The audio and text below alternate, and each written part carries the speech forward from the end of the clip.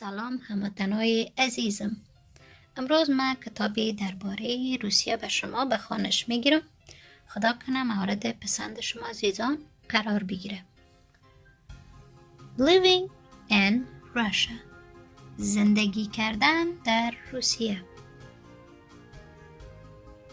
This is the map of Russia. این هست نقشه مملکت روسیه. Здравствуйте یعنی سلام علیکم به زبان روسی. That is how we say hello in Russia. این قسم ما در روسیه سلام میگوییم. My name is Katya. اسم من کاتیا است. I live in Russia, a country in both Europe and Asia, where more than 140 million people live, including me. من در روسیه زندگی میکنم. یک مملکتی که هم در اروپا و هم در آسیا قرار دارد که در آنجا بیش از 140 میلیون نفر زندگی میکند و شمول من.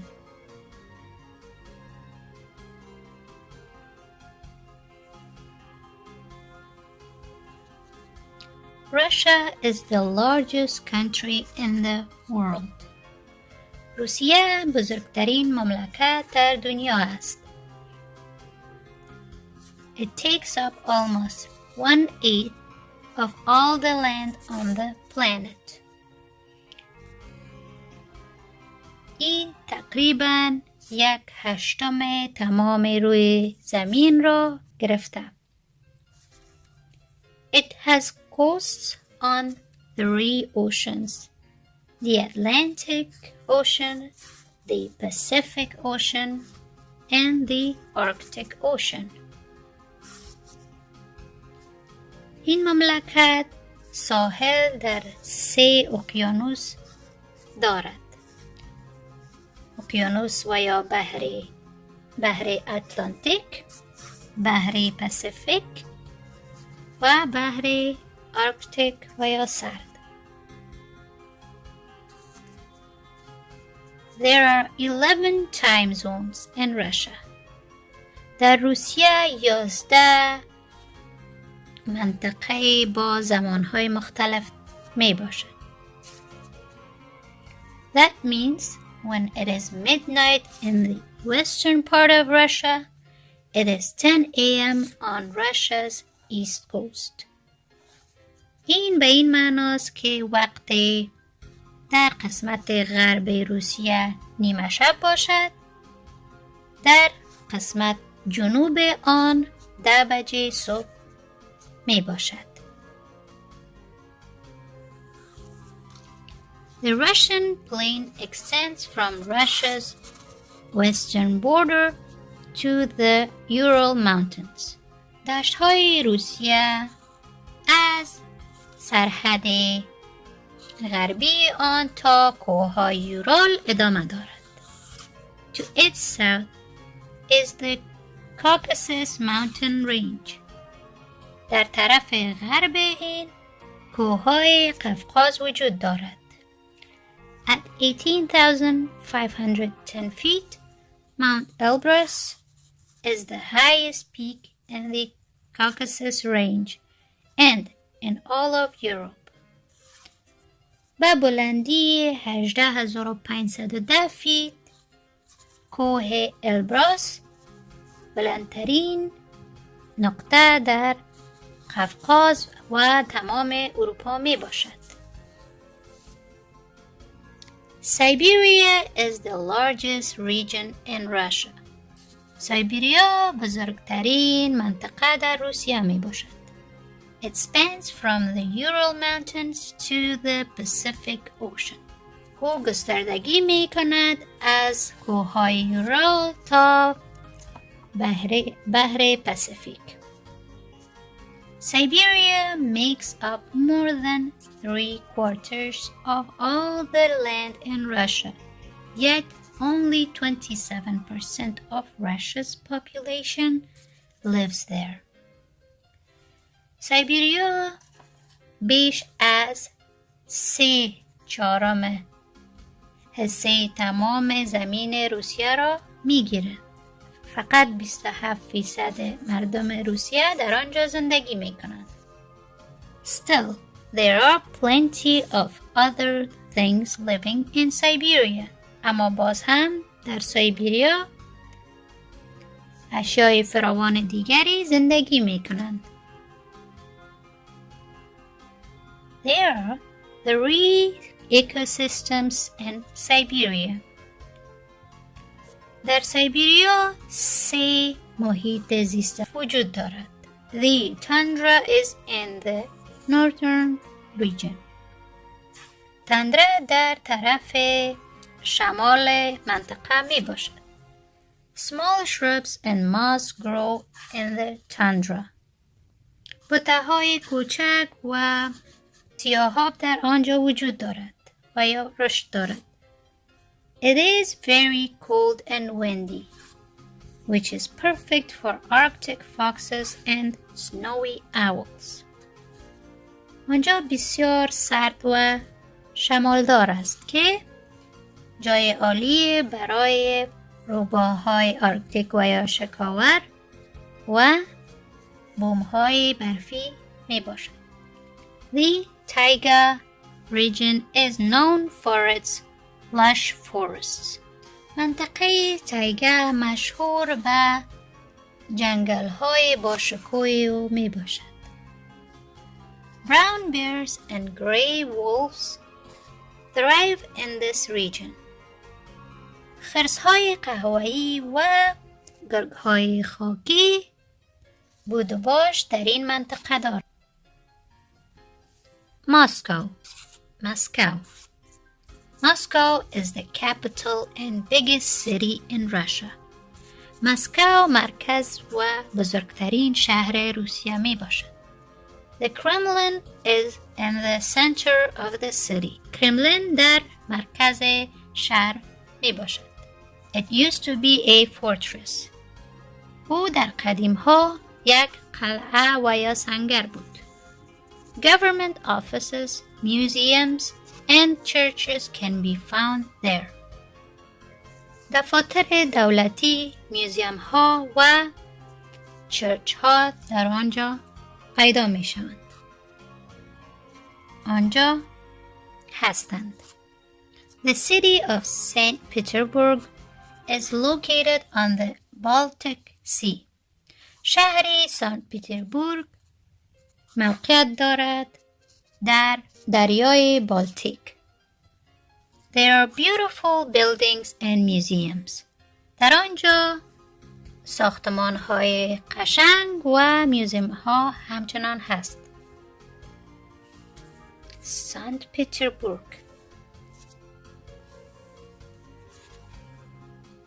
نیژنی نوڤگورود. Nizhny Novgorod is a city located at the intersection of 2 large rivers. Nizhny Novgorod شهری است که موقعیت دارد در بالای راههای 2 دریاچه بزرگ. It is a popular hub for business. این قطب مشهور برای تجارت است. Novosibirsk is a city in Siberia. Novosibirsk شهر در سیبریا است. Many people like my family visit its famous zoo. مردمان زیاد مثل فامیل من دیدار از باغ وحش آن می کند. In Novosibirsk, we spent a lot of time at the zoo. در نوسیبیرسک ما زیاد وقت را در باغ وحش سپری کردیم. There are more than 11,000 animals there. در آنجا بیش از 11,000 حیوانات وجود دارد. My mom is a zoologist. مادر من باغ شناس است. She gave a talk at the zoo about Siberian tigers. او تشریح داد درباره ببر سایبریایی. Back home, I live in an apartment with my mom, dad, and older brother, Alexander. در خانه ما در یک آپارتمان زندگی میکنیم همراه با مادرم، پدرم، برادر بزرگم، الکساندر. Our apartment is near the university where my mother teaches. آپارتمان ما نزدیک پوهنتون می باشد، جایی که مادرم آنجا درس می دهد. My father works for an oil company. پدرم برای یک کمپانی نفت کار می کند. He coordinates how oil is transported and delivered. او مناسب می کند که نفت چه قسم نقل داده شود و تحویل داده شود. My brother loves soccer. برادر من فوتبال را دوست دارد. He practices any chance he can, even before school. او هر وقتی که بتواند تمرین می کند. حتی پیش از مکتب.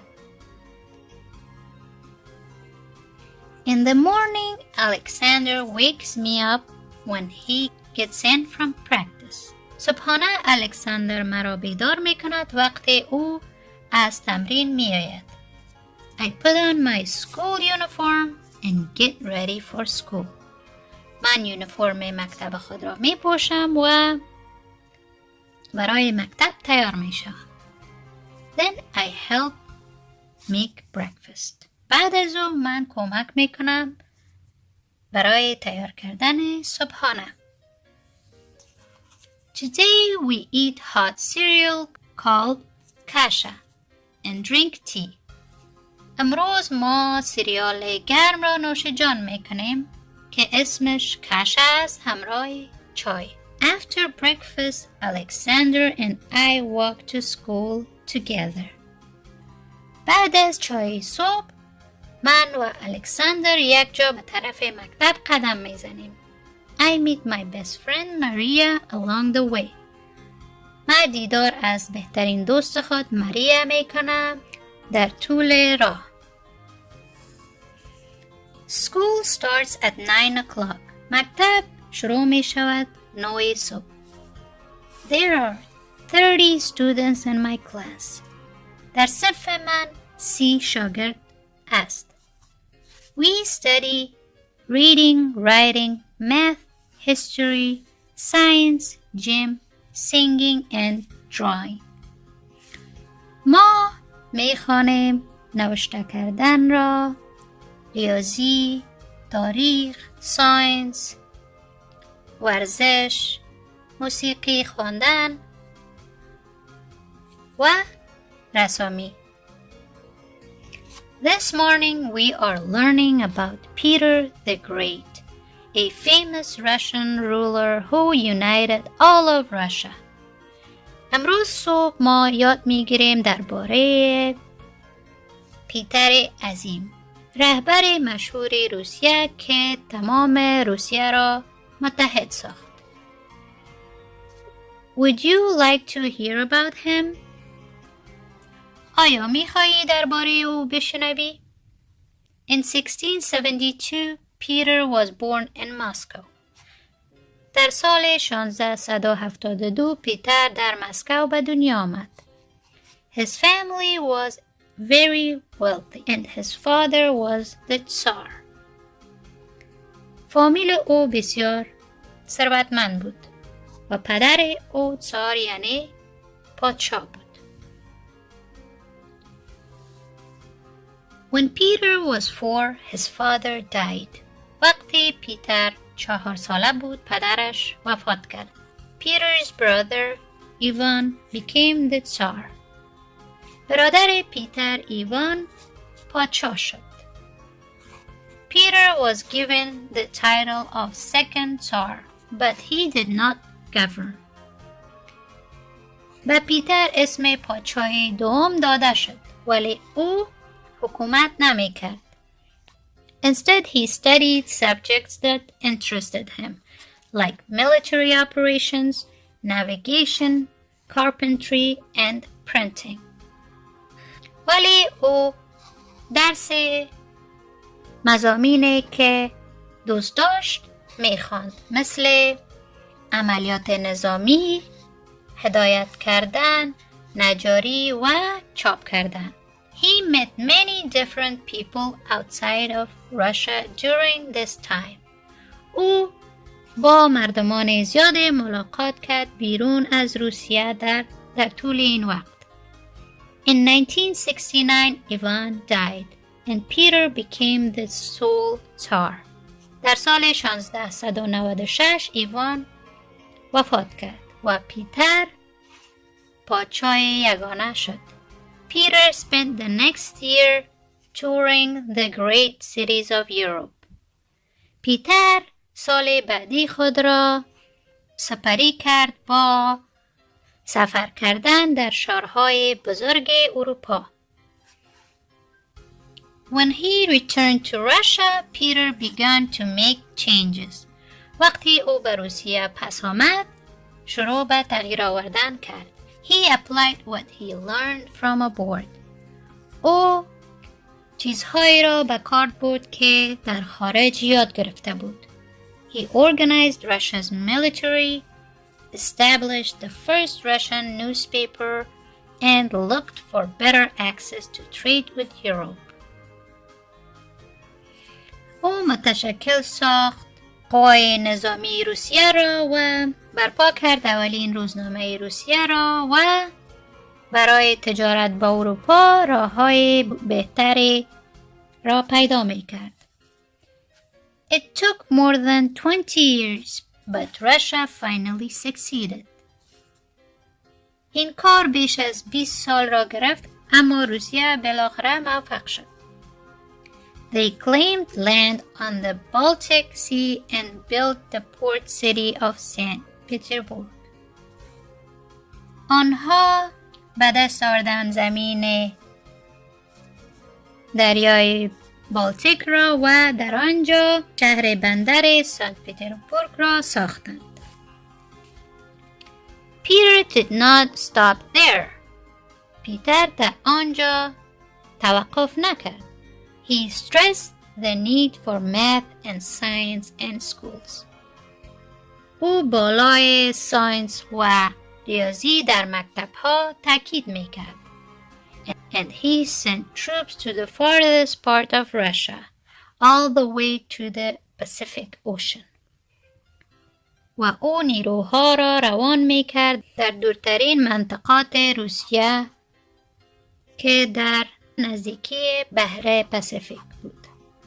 In 1721 he formed the Russian Empire. در سال 1721 او امپراتوری روسیه را تشکیل داد. After history we study math, reading and writing. بعد از تاریخ ما می‌خوانیم ریاضی، خوانش و نوشتن را. Then it is time for lunch. بعداً وقت نان چاشت است. We eat dumplings stuffed with meat and onions called pilmeni.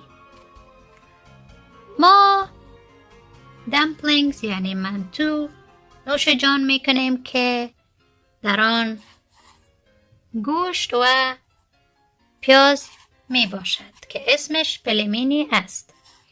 And some fruit و یک مقدار میوه. It is very yummy. این بسیار مزه‌دار است. When lunch is done, we have science and then art.